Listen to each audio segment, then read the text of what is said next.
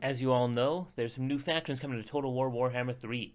One of the highly anticipated factions is Ogre Kingdoms, the big boys. Unless you're a simpleton, you can probably figure out that these guys are going to be bringing ogres to the table. But what exactly do these ogre units do, and what are some of the more anticipated ones? Today, I'm going to tell you my top 5 most anticipated ogre units. Coming in at number 5, the Firebelly. This is a hero choice, and it makes the list mostly because of aesthetics and the fact that he's a pyromaniac. He's a cool looking guy, and I imagine some awesome looking animations for him. He's a fire spellcaster who's also dangerous in combat, although I imagine all ogres are pretty dangerous in combat. He has flaming attacks and a breath attack that I look forward to seeing, although I don't imagine it's going to be as good as a dragon or a hydra. Coming in at number 4, we have the Stonehorn.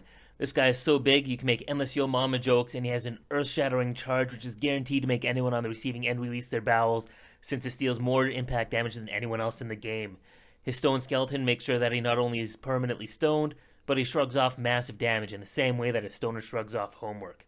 Frenzied, Terror, and Immune Psychology are all added onto his repertoire. If this doesn't sound like enough, he'll also be used as a mount choice. Coming in at number 3, we have the Iron Blaster. Bigger is better. Just ask your mother. Ogres not only take pride in having the biggest guts in the game, they take pride in the cannons that they've looted from the Titan strongholds. These giant cannons are so big they look like the bronze condom of Khorne himself. It shoots man-sized balls, which is probably enough to punch a hole right through a steam tank in a single shot.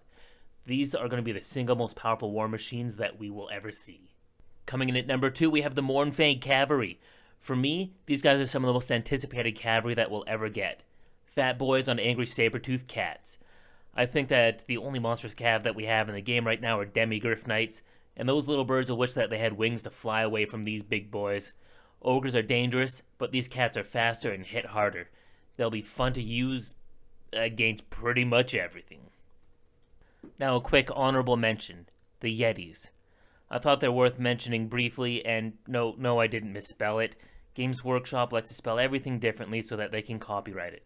That's why elf and elf are spelled differently but pronounced the same.